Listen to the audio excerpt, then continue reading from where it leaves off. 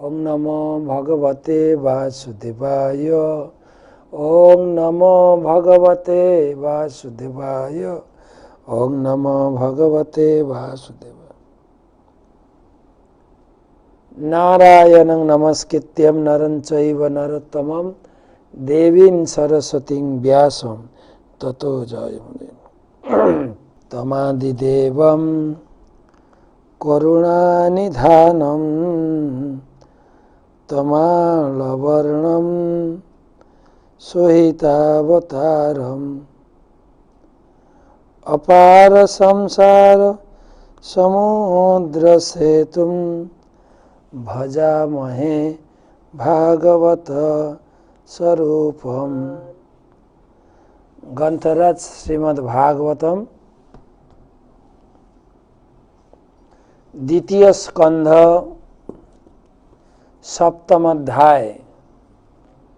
आजकेर आलोचना भगवान श्रीकृष्ण जिनि हच्छेन समस्त अवतारेर उत्स, सर्व अवतारी। एतदिन विभिन्न अवतारेर कथा आमरा शुनलाम।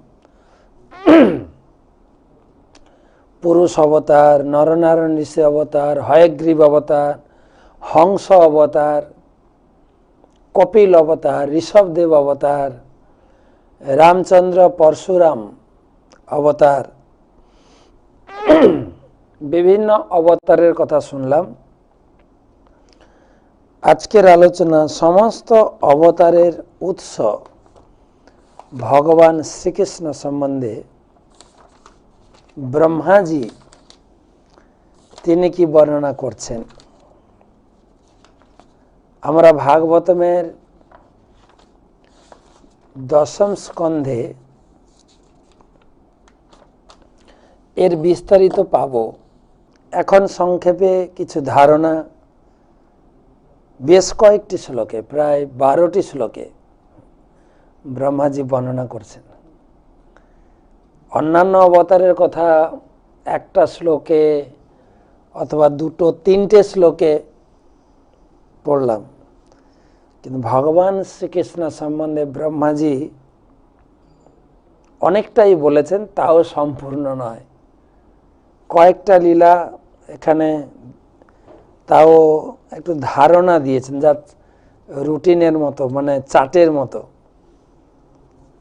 यदिओ सेटा आबार धाराबाहिक नय, किछु एकटा धारणा दिएछेन। किन्तु दशम स्कंदे आर एकटु विस्तार, सेखाने 90टी अध्याय, एखाने तो 12टी श्लोके, ओखाने 90टी अध्याय वर्णना। तो भागवत महात्म्य सदासेव्या सदासेव्या श्रीमद् भागवती कथा जस्य श्रवण मात्रेण हरिचित्तम समाश्रयेत। सबाइके सुस्वागतम जानाई एवं वैष्णवीय प्रणाम जानाई एवं तत्संगे आमार परमाराध्य परम पूजनीय परम श्रद्धेय गुरुपाद पद्म चरणे आमी आमार भक्तिपूर्ण दंडवत प्रणति निवेदन करी एवं तार कृपा आशीर्वाद भिक्षा करी। श्लोक नम्बर 26 सप्तम अध्याय द्वितीय स्कंदे सप्तम अध्याय षड्विंशति श्लोक। श्लोक नम्बर 26 भूमे सुरे तरवरुथ विमर्दिताय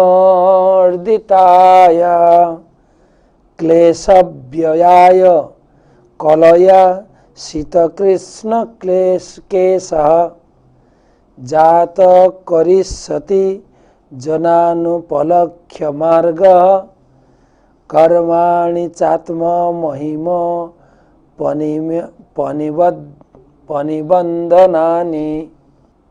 এই শ্লোকের উপরে অনুবাদ এবং বিস্তারিত তাৎপর্য লিখেছে परम विद्वान महावैष्णव इस्कन प्रतिष्ठाता आचार्य कृष्ण कृपा से मूर्ति छिलो অভয় চরণারবিন্দ ভক্তি বেদান্ত স্বামী ছিল প্রভুপাদ। তিনি বলছেন, পৃথিবী যখন অসুর স্বরূপ নৃপতিদের সৈন্যসমূহের দ্বারা ভারাক্রান্ত হয়েছিল, তখন সে ভার অপনোদনের জন্য ভগবান তার অংশ সহ আবির্ভূত হন। ভগবান অংশ সহ, ভগবান অংশ নয়, কিন্তু এখানে সে বলছেন সুন্দর কৃষ্ণবর্ণ কেশদাম সহ ভগবান তার আদিরূপে আবির্ভূত হয়ে অলৌকিক কার্য সম্পাদন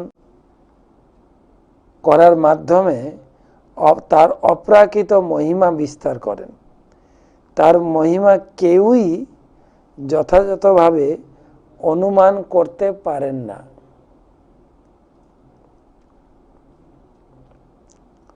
ভূমে সুরে সুরে তর বরুথ বিমর্দিতায়া ভূমে সুরে ইতর বরুথ।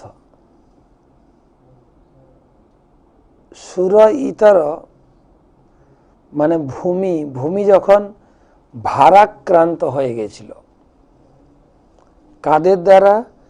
না অসুর স্বরূপ নৃপতিদের দ্বারা। বিমর্তিতায়া, বিমর্তিতায়া মানে এই পাপাসক্ত রাজাদের দ্বারা ভূমি অত্যন্ত ভারাক্রান্ত হয়ে গেছিল।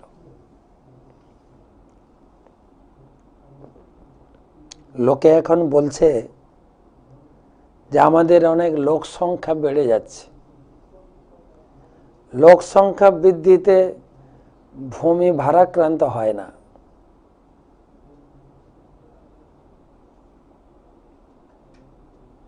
শাস্ত্রে বলা হয় যে মায়ের কাছে কখনো সন্তান ভার নয়, স্ত্রীর কাছে কখনো স্বামী ভার নয়, ধনী ব্যক্তির কাছে কখনো টাকা পয়সা ভার নয়। তো ভূমির কাছে জনসংখ্যা ভার নয়, ভার হয় পাপের ভার। একটা গানে আছে না, পাপ ভূমি সে ভারী, পাপ ভূমির থেকেও ভারী। আর যত প্রকারের পাপ আছে, সব থেকে জঘন্য পাপ হচ্ছে এই গোহত্যা, যার ফলে এত ক্যালামিটি, এত দুর্যোগ, আরো কত দুর্যোগ সইতে হবে।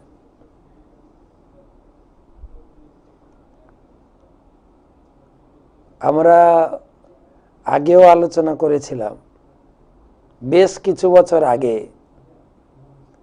নেপালে লাগাতার ভূমিকম্প হচ্ছিল এবং প্রচুর ক্ষয়ক্ষতি হয়েছে।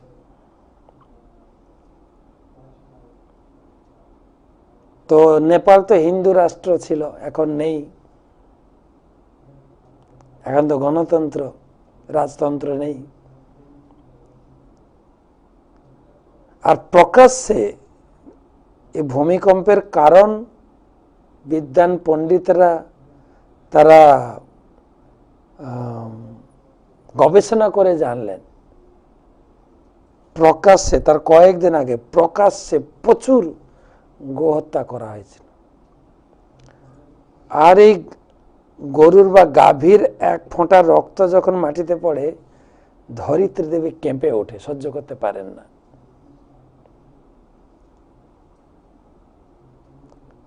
সেই জন্য প্রচুর ক্ষয়ক্ষতি হয়েছে, দুর্যোগ।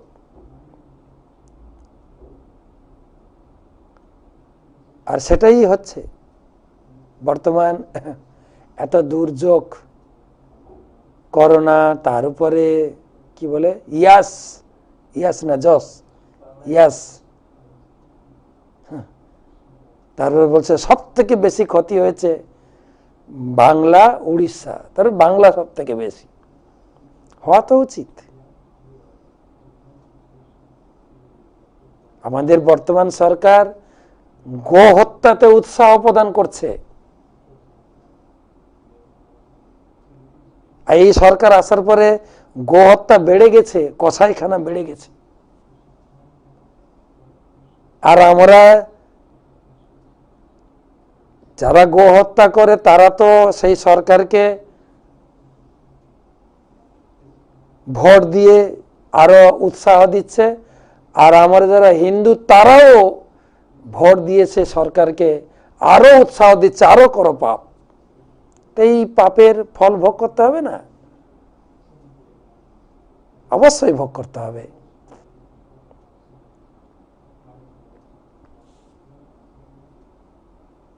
আর এতটাই এই পাপিষ্ট সরকার আমাদের নবদ্বীপে এসেছিলেন, যেখানে সমস্ত নবদ্বীপ হচ্ছে অনেক আগে থেকে যুগ যুগ ধরে এই ধর্মের পীঠ, সেখানে এসেছিল কসাইখানা খুলতে। মোটামুটি মহাপুর কৃপায় এখানকার সমস্ত সাধু সজ্জন ব্যক্তি তারা আন্দোলন করে জিনিসটাকে বন্ধ করতে পেরেছে। সরকার পিছু হটে গেলেন, এখানে করেনি। আসরিক সরকার।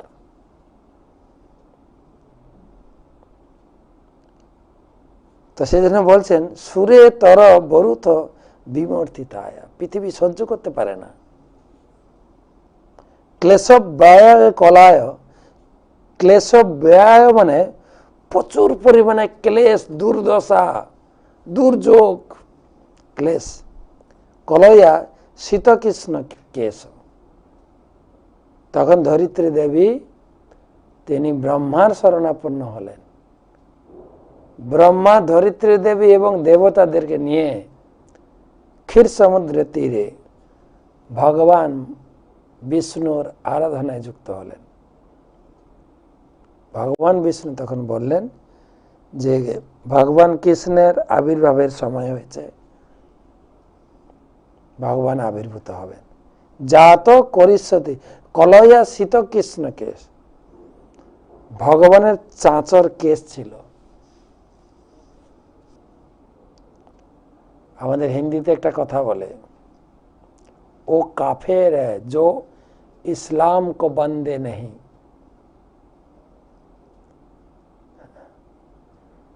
তো এটাও এখানে লাগানো যায়, ইসলাম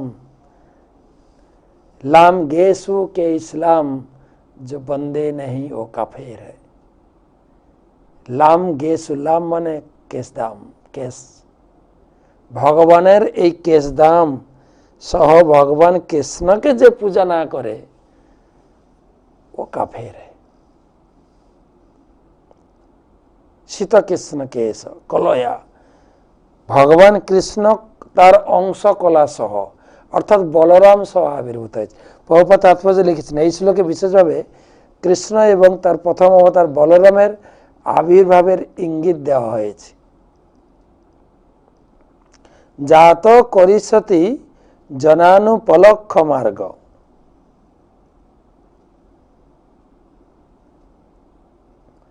জাত করিষ্যতি জননু, জনগণকে সেই ক্লেশ থেকে মুক্ত করার জন্য তিনি এই জগতে আবির্ভূত হয়েছিলেন। কর্মাণি চাত্ম মহিম উপনিবদ্ধনানি। কিন্তু ভগবান কৃষ্ণের কার্যকলাপ অনন্ত, অসীম। ব্রহ্মাজি বলছেন অনুমান করা যায় না, অন্ত খুঁজে পাওয়া যায় না।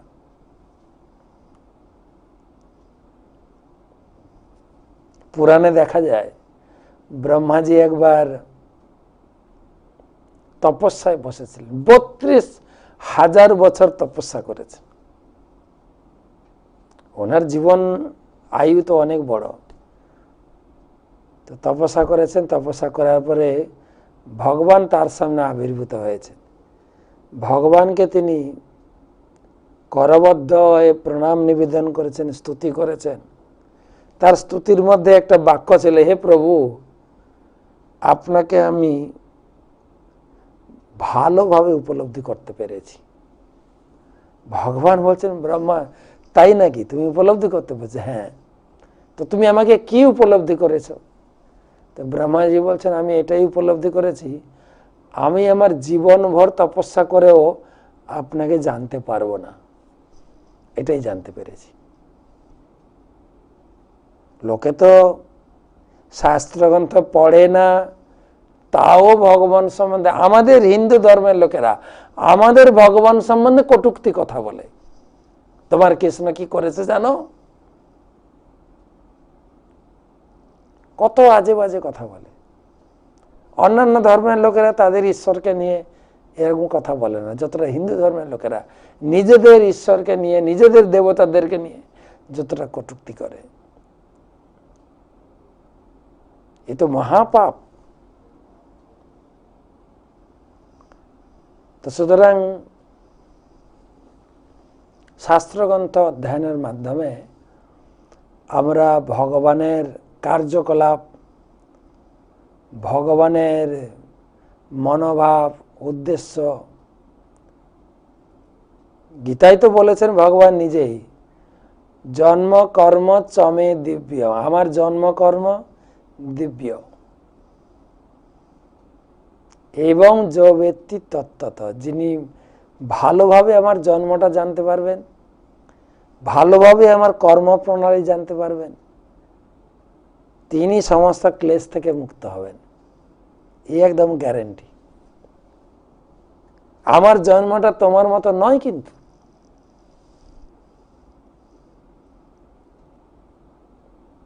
ভগবানের জন্ম। আমরা জন্মগ্রহণ করেছি মায়ের গর্ভ থেকে, রক্ত পুজ দুর্গন্ধ নিয়ে অসহায়ভাবে পড়ে থাকি 2 মাস, 3 মাস, 6 মাস, 1 বছর, তারপরে হয়তো একটু উঠে দাঁড়াই। আমরা ছোট থেকে ধীরে ধীরে বড় হই।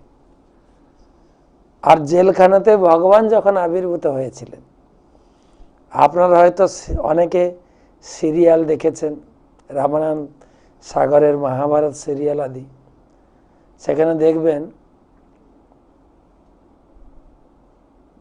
বসুদেব দেবকীর সামনে ভগবান চতুর্ভুজ শঙ্খ চক্র গদা পদ্মধারী চতুর্ভুজ ভগবান, তিনি হাস্যোজ্জ্বল বদনে পীত বসন এবং বনমালায় এবং স্বর্ণ মুকুটে উজ্জ্বলিত হয়ে মা বাবার সামনে আবির্ভূত হয়েছে। বলছেন, হে মাতা পিতা, আপনারা যুগ যুগ ধরে তপস্যা করেছিলেন আমাকে পুত্র রূপে প্রাপ্ত হওয়ার জন্য। তো আমার এটা 3য় জন্ম, আমি 3 বার আপনাদের পুত্র রূপে আসছি। প্রথম জন্মে আমি পৃষ্ণী সুতপা, পৃষ্ণী মায়ের গর্ভে এসেছিলাম, আমার নাম হয়েছিল পৃষ্ণী গর্ভা। দ্বিতীয় জন্মে আমি এসেছি কশ্যপ অদিতি, আমি আদিত্য বা বামন রূপে এসেছি। আর এটা হচ্ছে 3য় জন্ম, আপনারা এসেছেন বসুদেব দেবকী, আমার নাম হবে দেবকী নন্দন, বসুদেব নন্দন।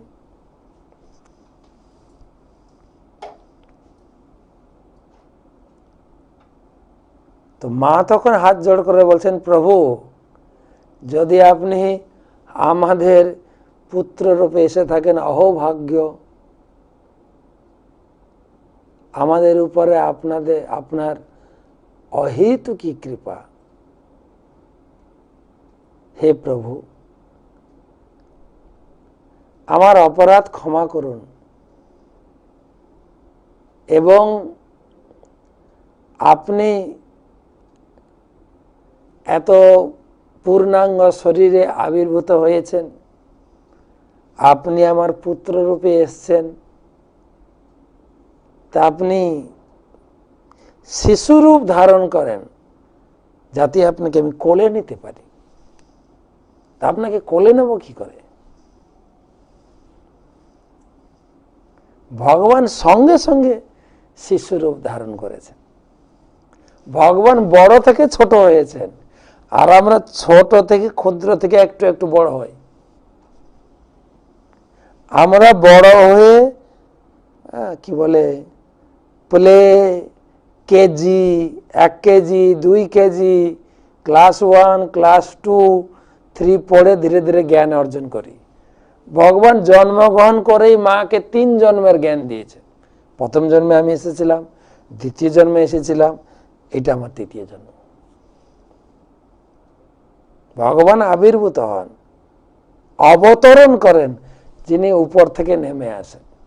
তাই ভগবানের জন্মটা হ্যাপি বার্থডে, জয়ন্তী, কৃষ্ণ জয়ন্তী, রাধা জয়ন্তী, রাম নবমী জয়ন্তী।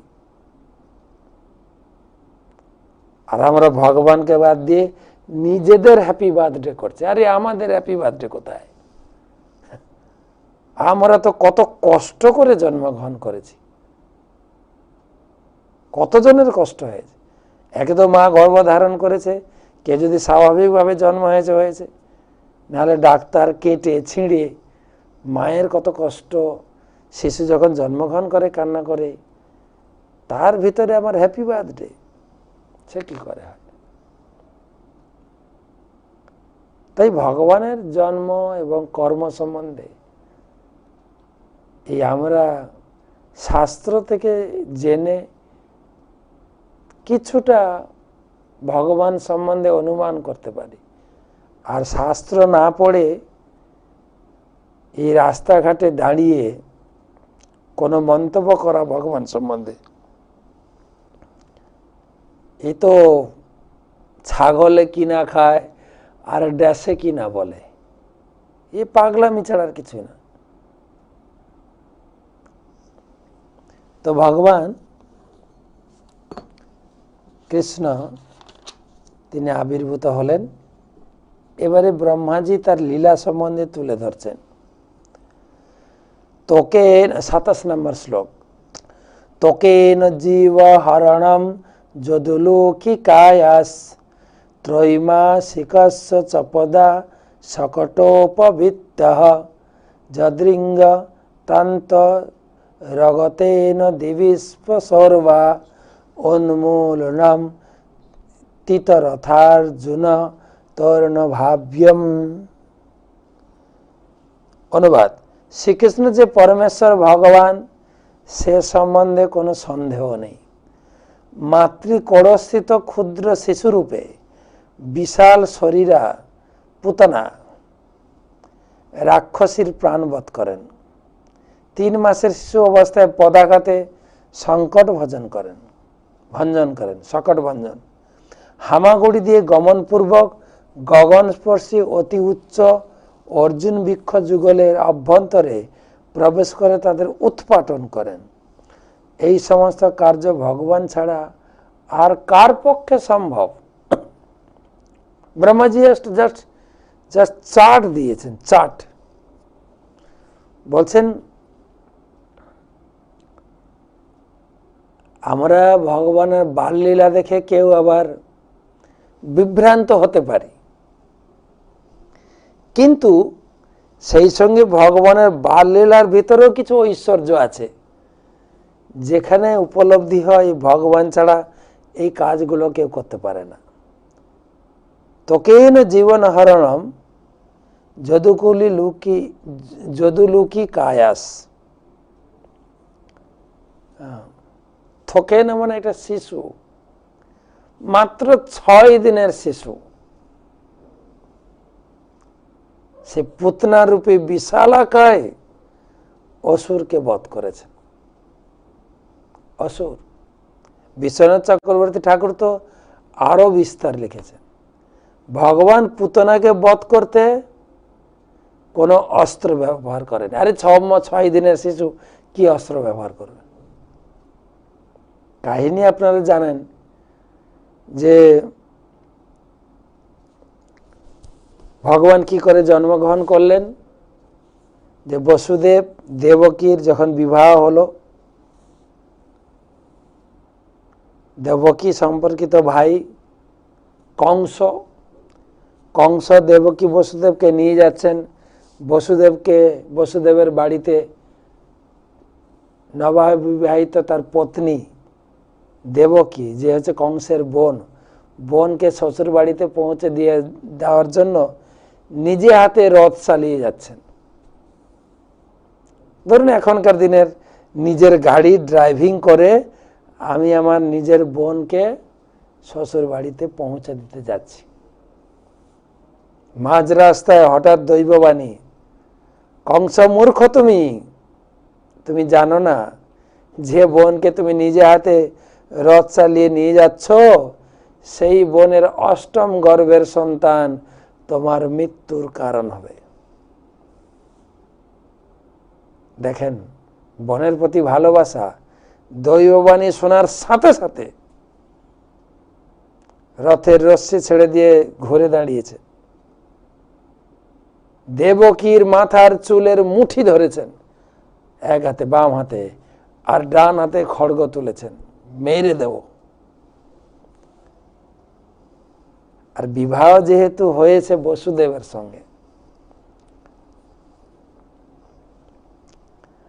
স্ত্রীরা দাবি করে না যে বিয়ের সময় তুমি অগ্নি সাক্ষী রেখে প্রতিজ্ঞা করেছ আমার সব দায়িত্ব তোমার, ভরণ পোষণ আপদ বিপদ সবকিছু।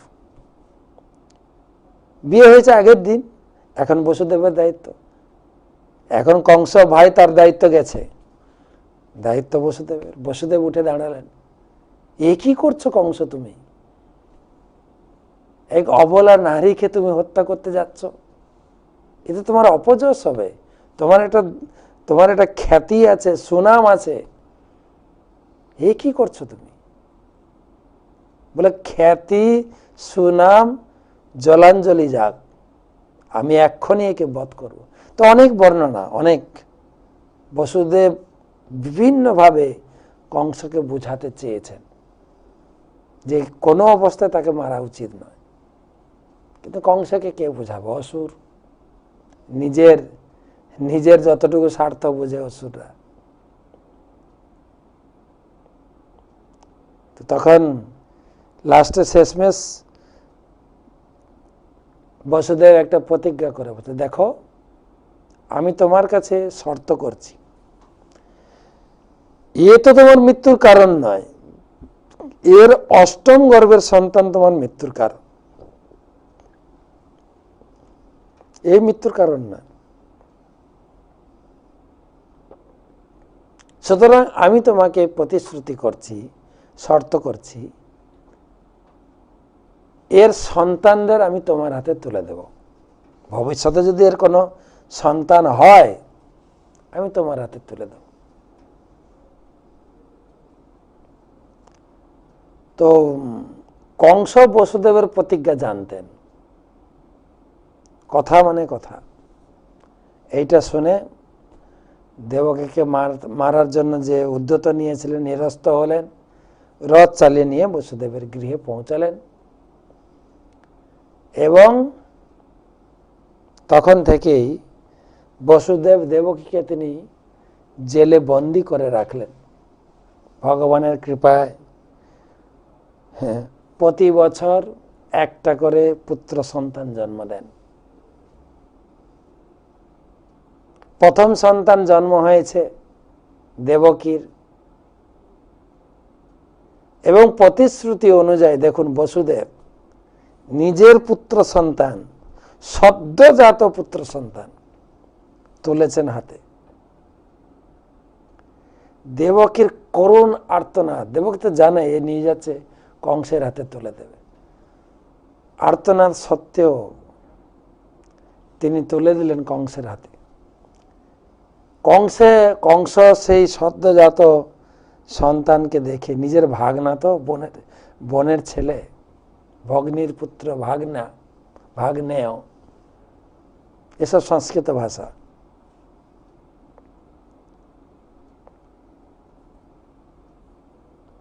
এখন তো ইংরেজি শব্দ আমরা এক কথায় সেরে দেব, আন্টি, আমার নেফিউ, ব্যাস এক কথায় শেষ। কিন্তু ভাগনা ভগ্নীর পুত্র ভাগ্নেয়। তো দেখে সন্তানকে দেখে তারও হৃদয়ে দয়া এসে গেছে, সে মারতে চাইলেন না। সে সন্তানটিকে বসুদেবকে ফেরত দিলেন। বলছে বসুদেবকে বলছেন, দেখো আমার তো দৈববাণী হয়েছে অষ্টম পুত্র আমাকে মারবে, প্রথম পুত্র তো নয়, আমি একে হত্যা করব না। তো ফেরত দিয়েছেন। কিন্তু বসুদেব জানতেন যে ফেরত দিয়েছে, কিন্তু অসুর লোক তো এর স্থিরতা নেই, আবার কখন এসে মেরে দিতে পারে। ফেরত নিয়ে এসে দেবকীকে দিয়েছেন। দেবকী খুব খুশি হয়েছে। এদিকে নারদ মুনি চিন্তা করছেন, হায় হায় হায়, আরে কংসের আবার যদি দয়া এসে যায় তাহলে তো ভগবান আসবেন না জগতে, না একটা কিছু বিধান করতে হবে। নারায়ণ নারায়ণ নারায়ণ বলে কংসের রাজ দরবারে নারদ মুনির বিমান নামলো, নারায়ণ নারায়ণ করে।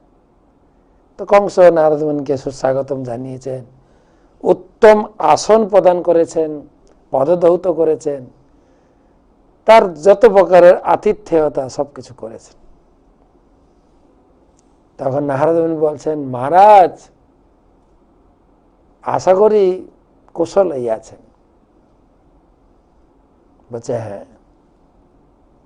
তো কথাবার্তার মাঝে নারদ মুনি বলছেন, আপনার কার্যকলাপের ভিতরে একটা ভুল কাজ হয়েছে, সেটা আমি আপনাকে মনে করাতে এসেছি। কংস বলছেন, মহারাজ আদেশ করুন, দেবর্ষি আপনি আদেশ করুন।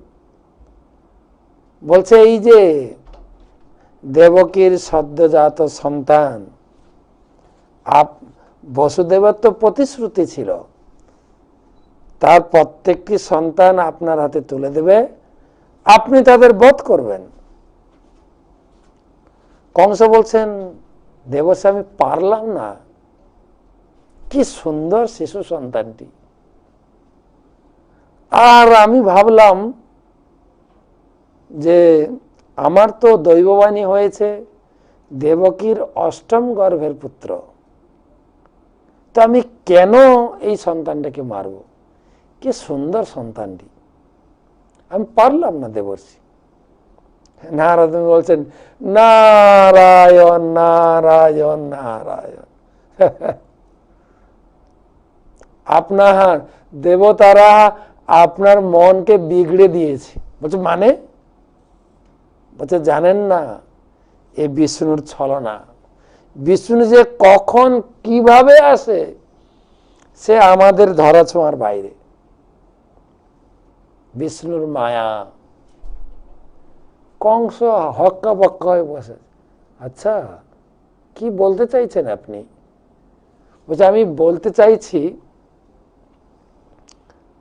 দৈববাণী হয়েছে না অষ্টম সন্তান। তখন নারদ মুনি একটা দড়ি নিয়েছেন, গিট দিয়েছেন, 8টা গিট।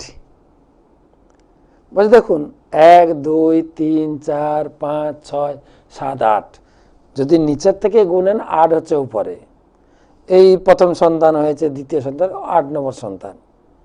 এক দড়িটা যদি ঘুরিয়ে দেন 8টা হয়ে যাবে প্রথম, কিন্তু হ্যাঁ তাই নাকি? হ্যাঁ, এই বিষ্ণু মায়া, এও তো বিষ্ণু বিরোধী, বিষ্ণু মায়া। সুতরাং আপনি ভেবে চিন্তে বিচার করুন, আমার তো মনে হয় একে বধ করা উচিত, কারণ এই অষ্টম গর্ভের সন্তান হতে পারে। আর এমন ভাবে নারদ মুনি প্রিচিং করেছেন, বলছে সঙ্গে সঙ্গে কারাগারে গিয়ে দেবকীর কোল থেকে সেই সদ্যজাত সন্তানকে ছিনিয়ে নিয়ে আছাড় দিয়ে মেরে। তারপরের বছর দ্বিতীয় সন্তান, প্রতি বছর একটা করে, তৃতীয় চতুর্থ পঞ্চম ষষ্ঠ। তারপরে সপ্তম সন্তান। এই কোথাও কোথাও বর্ণনা রয়েছে দেবকীর 6 সন্তান মারা গেলেন। কেন? বলছে 6 রিপু, রিপু মানে শত্রু। আমাদের শরীরে, প্রত্যেকের শরীরে 6 রিপু আছে। 6 রিপু মানে শত্রু, ষড় রিপু। কাম, ক্রোধ, লোভ, মোহ, মদ, মাশ্চর্য। এই 6 রিপু যখন, এটা বোঝানো আছে, 6 রিপু যখন দেবকীর শরীর থেকে, হৃদয় থেকে তিনি নিষ্কলুষ হলেন, তখন আদিগুরু বলরাম আবির্ভূত হলেন। সপ্তম সন্তান হচ্ছেন শঙ্কর্ষণ বা বলরাম। সপ্তম গর্ভ এসেছেন, যে এসে ভগবানের বাসস্থানের জন্য তিনি সিংহাসন রচনা করবেন। ভগবান কোথায় অবস্থান করবেন, সেই ধাম ভগবান ভাগবতে পড়বেন, সুন্দর বলছে। যখন সপ্তম গর্ভ সঞ্চার হলো দেবকীর, ভগবান কৃষ্ণ মা দুর্গাকে, মায়া দেবীকে আহ্বান করলেন, হে দেবী, দেবী ভদ্রম তে গচ্ছম গোকুলে, তুমি গোকুলে যাও এবং ওখান থেকে তুমি মথুরায় যাবে। আমার মাতা গর্ভবতী, তার গর্ভে শেষ মামকম, আমার অংশ, আমার ধাম বলরাম রয়েছেন। সেখান থেকে তুমি নিয়ে, সেই গর্ভকে নিয়ে গোকুলে যাবে।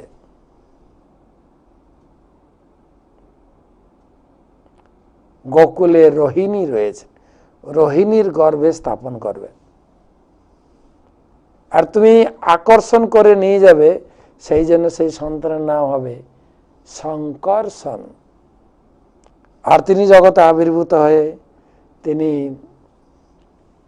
জীবকে আনন্দ প্রদান করবে, তাই তার নাম হচ্ছে রাম। রাম কথার মানে হচ্ছে আনন্দ, আনন্দ প্রদান। আর এই কাজটা যদি তুমি করে দাও, গচ্ছ দেবী ভদ্রন্তে গোপ গোপভি অলঙ্কৃতম, গচ্ছ দেবী ভদ্রন্তে, হে ভদ্রে, হে দেবী, গচ্ছ যাও, গোপ গোপভি অলঙ্কৃত, যেখানে গোপ গোপী গাভীরা রয়েছেন, সেই বৃন্দাবন ধামে যাও। ভাগবতমের শ্লোক 10ম স্কন্ধে। এই কাজটা যদি তুমি করে দাও, তাহলে তোমাকে আমি আশীর্বাদ করছি। ভগবান কৃষ্ণ দুর্গা দেবীকে আশীর্বাদ করছে, তুমি জগতে, তোমাকে সবাই পুজো করবে। শারদা, কন্যেতি, কন্যেতি মানে কন্যাকুমারী, ভদ্রেতি, অনেকগুলো নাম দিয়েছেন, আমার সব মনে নেই। সেই রূপে তোমাকে পূজা করবে। ধূপ ধীপা বলে রই, ধূপ ধীপ বলি দিয়ে তোমাকে পূজা করবে, আর তুমি সকলকে আশীর্বাদ করবে। তারপরে তুমি কি করবে, তুমি আমার মায়ের গর্ভ থেকে বলরামকে নিয়ে রোহিণীর গর্ভে, রোহিণী হচ্ছেন ভগবান নিত্যমাতা, বলরামের নিত্যমাতা। এবারে তুমি যশোদার গর্ভে জন্মগ্রহণ করবে, আমি দেবকীর গর্ভে জন্মগ্রহণ করব, দিয়ে রাতারাতি ট্রান্সফার হয়ে যাব। যাও,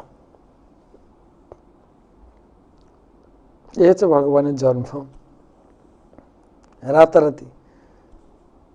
কৃষ্ণ জন্মগ্রহণ করলেন, জন্মগ্রহণ করে আমি বললাম, তিনি মা বাবাকে বললেন, মা বাবা তখন বললেন আপনারা শিশু হয়ে যান। তখন কৃষ্ণ বললেন যে হে পিতৃদেব, আপনি আমাকে নিয়ে গোকুলে পৌঁছে দিন, আর গোকুলের যে কন্যা সন্তান আছে এখানে নিয়ে আসুন। বলছে আমি এখন বেরোবো কি করে, এতগুলো শিকল, কতগুলো মানে জেলের ভিতরে কতগুলো শিকল লাগানো আছে, হাত কড়া লাগানো আছে, পায়ে কড়া লাগানো আছে, তারপরে গেট, তারপরে গেট, এত সিকিউরিটি। কেননা হেভি কড়া সিকিউরিটি ছিল, রাজ্যের ফোর্স, সেন্ট্রাল ফোর্স। কেননা অষ্টম গর্ভের সন্তান আসছে, অষ্টম গর্ভে। বলছে তুমি আমাকে নিয়ে বেরোবে, সব কিছু ঠিক হয়ে যাবে। যেই সন্তানকে হাতে তুলেছেন হাত কড়া খুলে গেল, পায়ের বন্ধন খুলে গেল, দরজা খুলে গেল, সব দ্বার প্রহরীরা ঘুমিয়ে পড়েছে।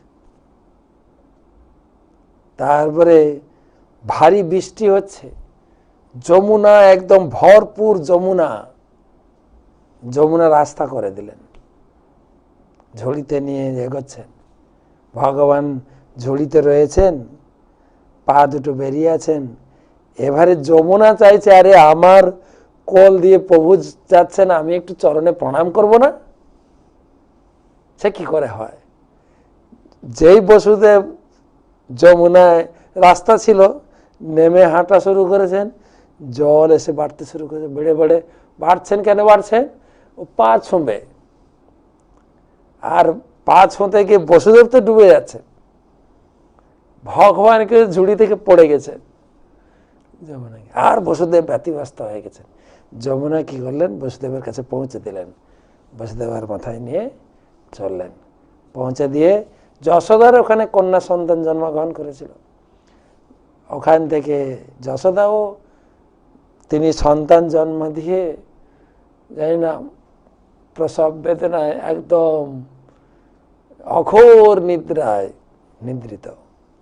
সেখানে সন্তান ট্রান্সফার হয়ে গেল। যেরকম মাঝে মাঝে আমরা শুনি না, ওটিতে নার্সরা টাকা পয়সা খেয়ে এর সন্তান ওকে, ওর সন্তান ওকে ট্রান্সফার করে দেয় মাঝে মাঝে। তো ট্রান্সফার হয়ে গেল। তারপরে যেই কন্যা সন্তান দেবকীর কোলে দেওয়া হয়েছে, হাউ হাউ করে কাঁদতে শুরু হয়। সব করা লেগে, গেট বন্ধ হয়ে গেছে, হাত কড়া আবার লেগে গেছে সব। তো আবার যেই কান্নার শব্দ, আর তখন সব প্রহরীদের ঘুম ভেঙেছে, দৌড় দৌড় দৌড়। কংস তো তেড়ে এসছে, আর কংসের রাত্রে অনেক দুঃস্বপ্ন দেখেছেন। ঘুমাতে ঘুমাতে দেখছেন আমার মাথাটা কেটে গেছে, অনেক প্রকারের বর্ণনা আছে, সুন্দর। তারপরে এসছে কংস, হাত থেকে তুলে নিয়েছে। মাঝখানে সন্তানটা যে ট্রান্সফার হয়ে গেল, যে বলরাম, কংস খুব খুশি হয়েছে, বলছে আমি মারবো কি, মারার আগেই দেবকীর গর্ভপাত হয়ে গেছে। 7 নম্বর গেল, 8 নম্বর এসে তুলে নিয়েছেন, তুলে নিয়েছেন। আর দেবকী বলছেন যে একে মেরো না, আমাকে একটা সন্তান কমপক্ষে গিফট করো, আর তোমাকে তো মারবে পুত্র, এ তো কন্যা। আর শেয়ার মেজাজ থাকে নাকি, এই আমার মৃত্যুর কারণ। তুলে নিয়ে যেই মারতে গেছে, ও হাত উঁচু করে আছাড় দেবে, হাত থেকে ফসকে বেরিয়ে গেছে। অষ্টভুজা দেবী দুর্গা উপরে দাঁড়িয়ে বলছে, আরে বোকা কোথাকার, আমাকে মারবে তুমি? শোনো কংস, তোমারে মারিবে যে গোকুলে বাড়িছে সে। আরে রাতারাতি চলে গেছে গোকুলে, তুমি টেরই পাওনি। বাস, দেখেন, মৃত্যুকে ঘরে বেঁধে রেখেছিলেন, যে ছেলে জন্মগ্রহণ করবে আমি তাকে মারব। সমস্ত পরিকল্পনা ভেস্তে গেল কংসের। আর আমরা তো মৃত্যু থেকে বাঁচার জন্য কত পরিকল্পনা করি, ঘর বানাই, LIC করি, তারপরে ডাক্তাররা তো পয়সা লুটছে, এইরকম চলবে, এরকম ডায়েটিং, মর্নিং ওয়াক করবে, টাইম মতো ওষুধ খাবে। যেমন এমনভাবে ডাক্তাররা চেম্বারে লেকচার দেয়, মনে যেন আপনি অমর হয়ে যাবেন ওর কথা শুনলে, এমন ভাবে বলে। আমরাও ভড়কে যাই, আমরাও তো লোককে জ্ঞান দিই। ডাক্তারখানায় পৌঁছালে ডাক্তাররা যা লেকচার দেয় আমাদেরকে, বাপরে। আরে আপনারা লেকচার দেন, আমাদের কথা শুনুন। এখন শরীরটাকে ঠিক রাখতে হবে, শরীরের প্রতি নজর দিতে হবে, এমন ভাবে বলে। এই টাইম টু টাইম ওষুধ খাবেন, মর্নিং ওয়াক করবেন, কি বলে, জল খাবেন, এতবার খাবেন, সে কত কি নির্দেশনা। আমি বসে বসে গালে হাত দিয়ে ভাবি, মনে হচ্ছে আমাকে অমর বানিয়ে দিচ্ছেন মনে হচ্ছে।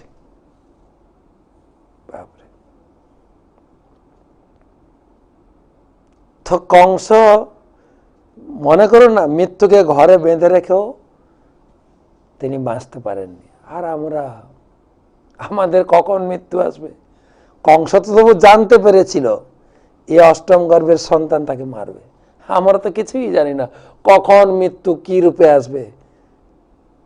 এখন আরেকটা ভয় ঢুকে গেছে যে একটু সর্দি কাশি হলে করোনা হয়ে গেল না তো, আরে আমি মনে মারা যাব, আমি মনে বাঁচবো না।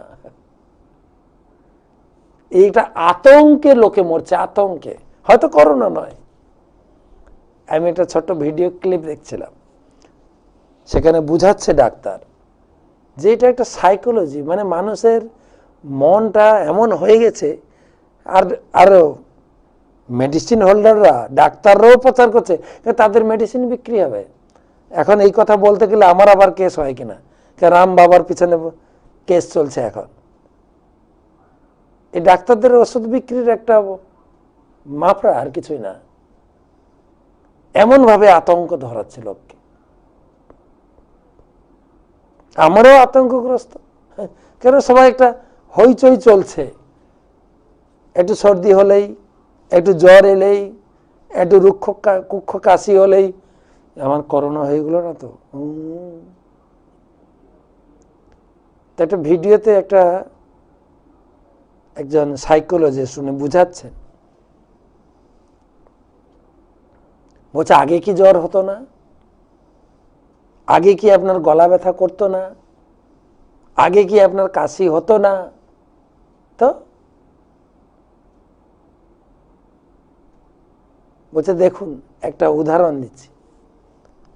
বলছে একটা ক্রিমিনাল লোক, খুব খারাপ কাজ করেছে, আর ও ধরাও পড়েছে, ওর অনেকদিন ধরে বিচার হলো, লাস্টে বিচারে তার ফাঁসি হয়ে গেল, ফাঁসির অর্ডার হয়ে গেছে।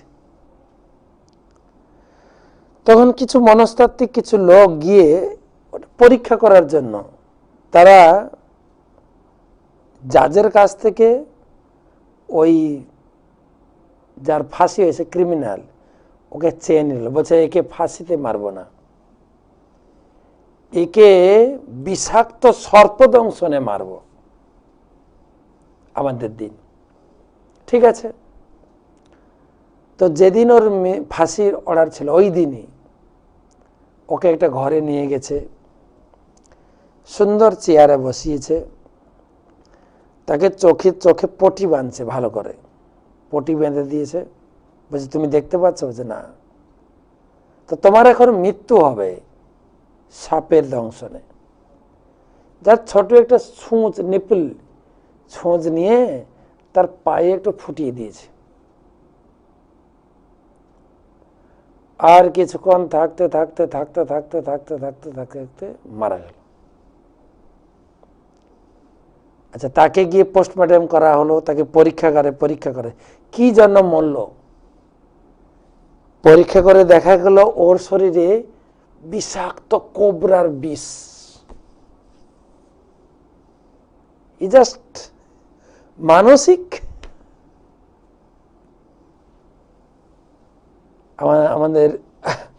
আমার গুরুদেব প্রতিদিন বলছেন আপনারা এত ভয়গ্রস্ত হবেন না, সাবধানে থাকুন, মাস্ক পরুন, টাইম টু টাইম হাত ধোবেন, এবং সব থেকে বড় প্রিকশন হচ্ছে আপনারা কৃষ্ণ ভাবনাময় হবেন, হরির শরণাপন্ন থাকবেন।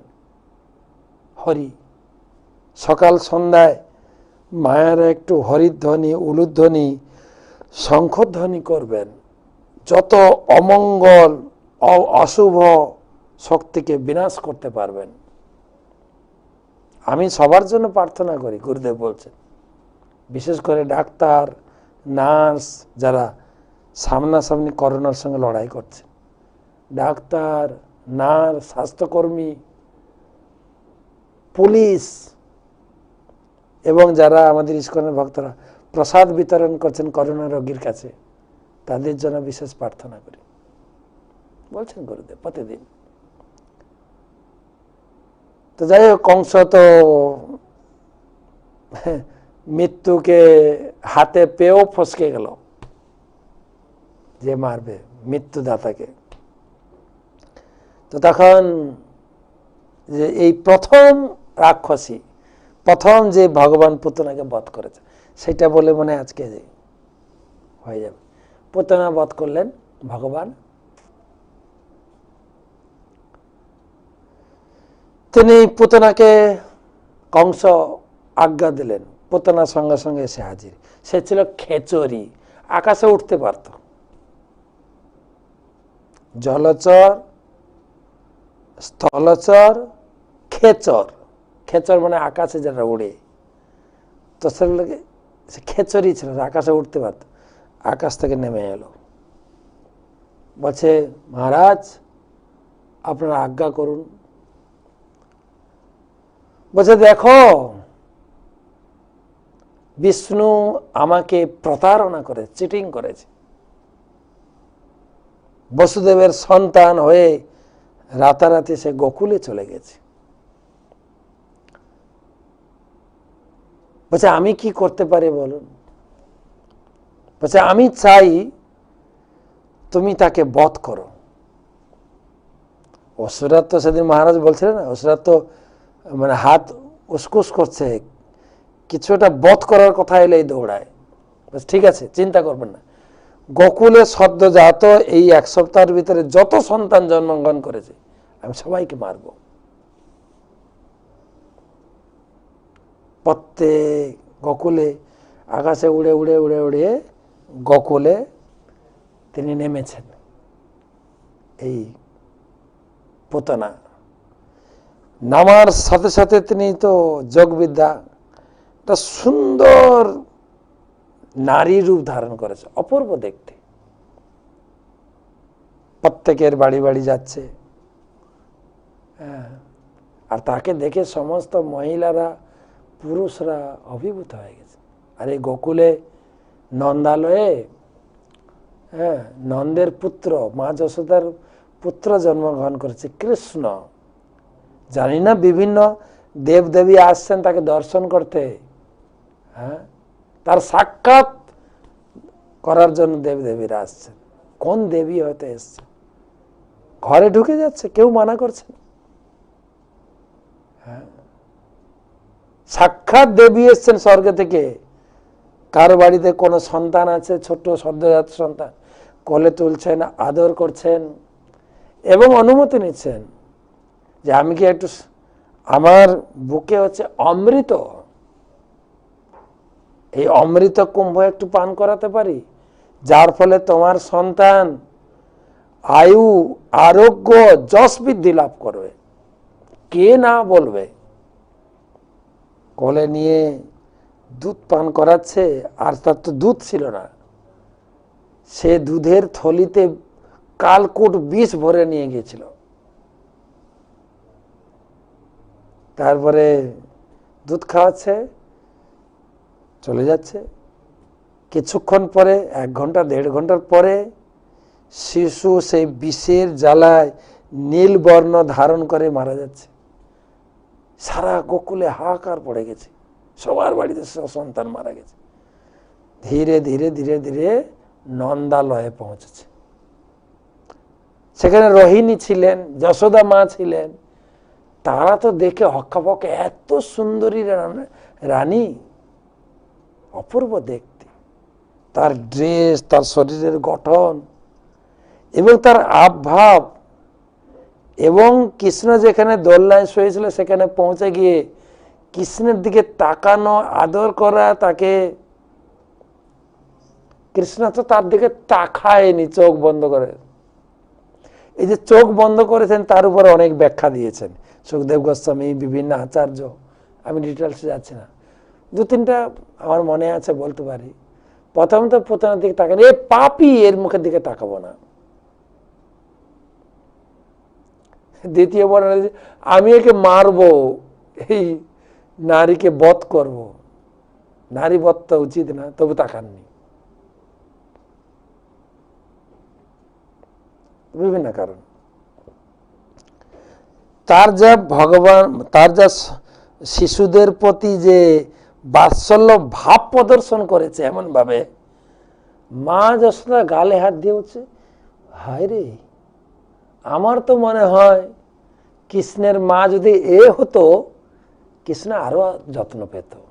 আমি তো অতটা কৃষ্ণকে যত্ন করতে পারি না। মা যশোদা মানা করবে কি, মা যশোদা নিজেই কনভিন্স হয়ে গেছে। মা যশোদার পারমিশন লাগেনি, মা যশোদা বাধাও দেননি, কৃষ্ণকে কোলে তুলে নিয়েছেন, আদর করছেন, চুমু দিচ্ছেন, যেরকম মায়েরা শিশুদেরকে আদর করেন। আর মাকে জিজ্ঞেস করছেন, আমার বুকের অমৃতকে একটু পান করাতে পারি, যার ফলে এর আয়ু, যশ, আরোগ্য বৃদ্ধি লাভ করবে। মা যশোদার মানা করবে?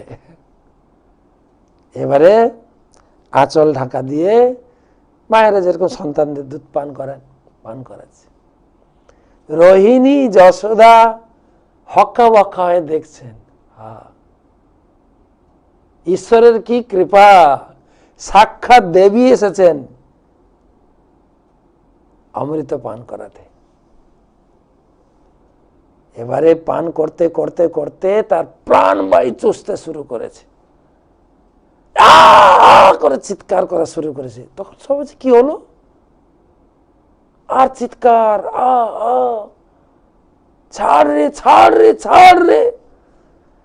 বাচ্চা ছেলে, বাচ্চা শিশু কি করে, মায়ের গলা জড়িয়ে ধরতে জোর সে গলা জাপটে ধরেছে। আর সঙ্গে সঙ্গে সেই সুন্দরী নারী রূপ ছেড়ে দিয়ে নিজের স্বরূপে এসে গেছে, বিশাল আকাশ সেই রাক্ষসী পুতনা। মানে তার মাথার যেন আকাশে লেগে গেছে মনে হয়। আর ছাড় ছাড় ছাড়, কৃষ্ণ বলছেন, আমি ধরতে জানি, ছাড়তে তো জানি না।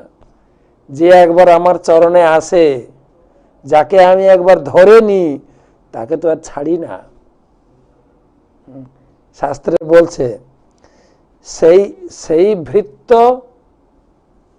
সত্য যে না ছাড়ে প্রভুর চরণ, সেই প্রভু সত্য যে না ছাড়ে তার ভৃত্যজন।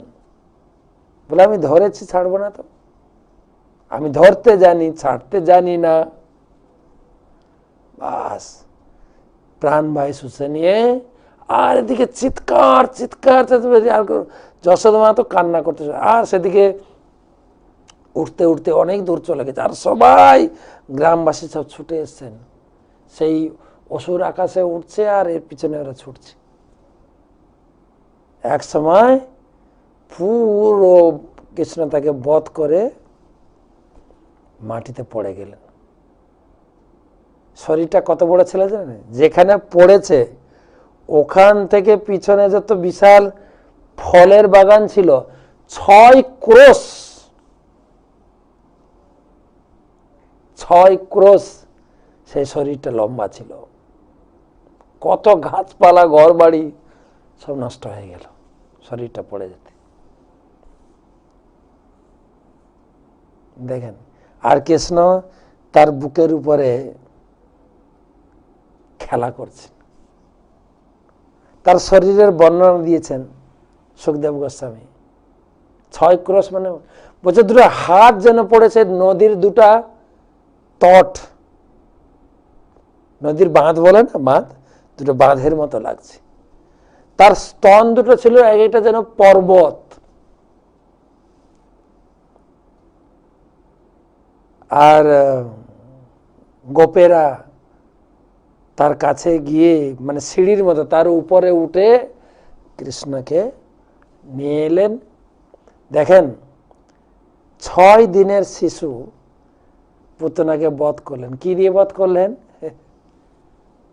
ঠোঁট দিয়ে চুমে বধ করেছেন। আমি কখনো কখনো বলি, আমাদের এই জগতে দেখি যুবক যুবতীরা যুবকদের চুমু দিয়ে মেরে দেন। ভগবান কৃষ্ণ চুমু দিয়ে পুতনাকে বধ করে দিয়েছেন। ঐশ্বর্য। তো ব্রহ্মাজি বলছেন তিনি ভগবান, তিনি ভগবান। তারপরে বর্ণনা আছে, তারপরে নন্দবাবা ছিলেন না বাড়িতে, তিনি ট্যাক্স দিতে গিয়েছিলেন মথুরাতে কংসের কাছে। নন্দবাবা ছিলেন না। বসুদেব তখন বলছিলেন যে কিছু অঘটন করতে পারে, আপনি এখানে লেট করবেন না, চলে যান। বসুদেব তো জেলে আছেন, চলে যান। তো যখন আসেন এইসব কাণ্ড দেখেন। তারপরে সমস্ত গোপেরা মিলে কুড়াল দিয়ে পুরো শরীরটা একসঙ্গে জ্বালায়নি, এত বড় শরীর কত বড় চিতা বানাবে, কেটে কেটে খণ্ড খণ্ড করে চিতা সাজিয়ে জ্বালানো হয়েছে। জ্বালানোর সময় একটা বিশেষ সুগন্ধ ছড়াচ্ছিল, সুগন্ধ, খুব সুগন্ধ, সৌরভ। কেন? আরে এ তো পাপী, এত শিশু হত্যা করেছে, এর গা থেকে সুগন্ধ কোত্থেকে এলো? কৃষ্ণের স্পর্শ পেয়েছে। আরেকটা মজার কথা হচ্ছে, যেটা উদ্ধব বলেছেন তৃতীয় স্কন্ধে, তিনি যখন ভগবানের স্মরণ করছিলেন, মৈত্র কি বলে বিদুর যখন উদ্ধবকে ভগবান কৃষ্ণের সংবাদ শুনতে চাইছিলেন, তখন উদ্ধব অত্যন্ত ভাবাবিভোর হয়ে তিনি বৃন্দাবন লীলা, মথুরা লীলা, দ্বারকা, বৃন্দাবন লীলা, বৃন্দাবনের বাইরে লীলা বর্ণনা করছিলেন। যখন যখন বৃন্দাবনের ভিতরে লীলা বর্ণনা করছিলেন, তখন এই লীলাটা খুব স্মরণ করেছেন।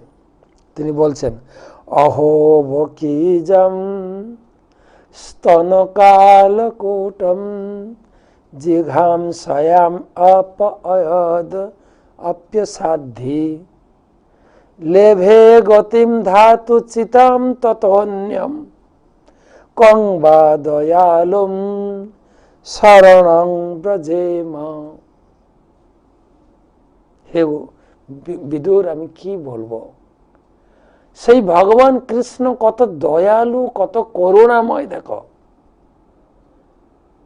আরে অসুর রাক্ষসী পুতনা, সে এসেছিল ভগবানকে মারার জন্য, কালকূট বিষ পান করাতে। জাস্ট একটু সেজে গুজে এসেছিল, মায়ের ভাব প্রদর্শন করেছে, মায়ের মতো অ্যাক্টিং, অভিনয় করেছে। ভগবান তার অভিনয়টাই গ্রহণ করে নিলেন। তুমি না মায়ের মতো অভিনয় করে এসেছিলে? ভগবান তার রাক্ষসী বদগুণটা, রাক্ষসী খারাপ দিকটা দেখেনি। তুমি আমাকে দুধ খাইয়েছো না, মা রূপে তাকে মাতৃপদ দিয়ে দিলেন গোলক বৃন্দাবনে। ধাতু চিত্যাম তত অন্য। যে রাক্ষসীকে যে মায়ের পদ দিতে পারে, কং বা দয়ালুম শরণং ভজং। আরে বিদুর, তুমি বলো তো, এর থেকে আর কোন দয়ালু জগতে আছে? কার শরণাপন্ন হব তার শরণাপন্ন না হয়ে? তাই চৈতন্য চরিতামৃতে বলছেন, বিজ্ঞজনের হয় যদি কৃষ্ণ গুণগান, সর্বত্যাজি ভজে তাতে উদ্ধব প্রমাণ। এইভাবে যদি শাস্ত্রগ্রন্থ পড়ে আমাদের যদি কৃষ্ণ সম্বন্ধে জ্ঞান হয়, তাহলে আমি কৃষ্ণ ভজনা না করে থাকতে পারবো না। কৃষ্ণ ভজনা আমি করবই। সর্বতেজি ভজে তাতে উদ্ধব প্রমাণ। উদ্ধব তিনি ভগবান কৃষ্ণের গুণগান করছেন। আরেকটু এটা কমপ্লিট করে দিই, পুতনা লীলাটা আরেকটু কথা বলে দিই। আমরা বামন লীলাতে শুনেছিলাম এই পুতনা কে ছিল। আমরা বলেছিলাম বামন দেব যখন বলিমারের রাজসভায় গেছিলেন, ছোট্ট বামন রূপ ধারণ করে বলিকে ছলনা করতে, এত সুন্দর তার চেহারা, সুন্দর বদন, সুন্দর সুঠাম শরীর দর্শন করে বলি মহারাজের বোন, কেউ বলেন বোন, কেউ বলেন কন্যা, রত্নাবলী, তিনি অত্যন্ত অভিভূত হয়েছিলেন। কে ভাগ্যবতী একে জন্ম দিয়েছে? এইরকম সন্তান যদি আমি পেতাম, কোলে আদর করে আমি বুকের দুধ পান করাতাম, কতই না আদর করতাম, কতই না আমি ধন্য হতাম। আর যখন সেই বামনদেব ত্রিপাদ ভূমি ভিক্ষা করার পরে তার বিক্রম প্রদর্শন করলেন, 3টা পা তিনি বিস্তার করলেন, তা দেখে সেই রত্নাবলী আবার ক্রোধান্বিত, আরে আমি না একে কোলে নিয়ে আদর করতে চাইছিলাম, এই রকম যদি সন্তান আমি পেতাম, বুকে কালকুট বিষ মাখিয়ে তাকে প্রাণ নাশ করতাম। ভগবান বলছেন ঠিক আছে, তোমার 2টো মনোবাসনাই পূরণ করব। ভগবান করেছেন। অর্থাৎ কৃষ্ণলীলা, এই যে অভিনয়, ভগবান যে লীলা করেছেন, এই লীলার প্র্যাকটিস দেখেন সত্যযুগে বামন লীলা থেকে হয়ে হয়ে আসছে। আমরা বলি না নাটক করার আগে রিহার্সেল করো, এই রিহার্সেল বামন লীলায় রত্নাবলীর ওখানে রিহার্সেল হয়ে গেল। বিভিন্ন প্রত্যেকটি লীলার পিছনে কোথায় কোথায় কাহিনী হয়েছে সেগুলো আমরা আলোচনা করতে পারি। কৃষ্ণলীলা তো বর্ণনা করে দিন রাত চলে যাবে, সম্পন্ন করা যাবে। তো 27 নম্বর শ্লোকে আরেকটা কথা বলছেন, তিনি শকট ভঞ্জন করেছেন 3 মাস, ত্রৈমা শিকস্য চ পদা শকট ও পবিত্র। 3 মাসের শিশু, তারা সেই অনেক অসুর, এই অসুরদের অত্যাচারে ওখান থেকে বেরিয়ে তারা সটিকরা এসেছিলেন, গোকুল থেকে সটিকরা মানে সে জায়গার নাম সটিকরা কেন হলো, তো সেখানে তখন তো গরু গাড়ি ছিল, গরু গাড়িতে করে সবাই এসছেন, তো গরু গাড়ি চারদিকে সাজিয়ে মাঝখানে তারা ছিলেন, আর একটা গরু গাড়ির নিচে কৃষ্ণকে শুয়ে দিয়েছিলেন। 3 মাসের শিশু।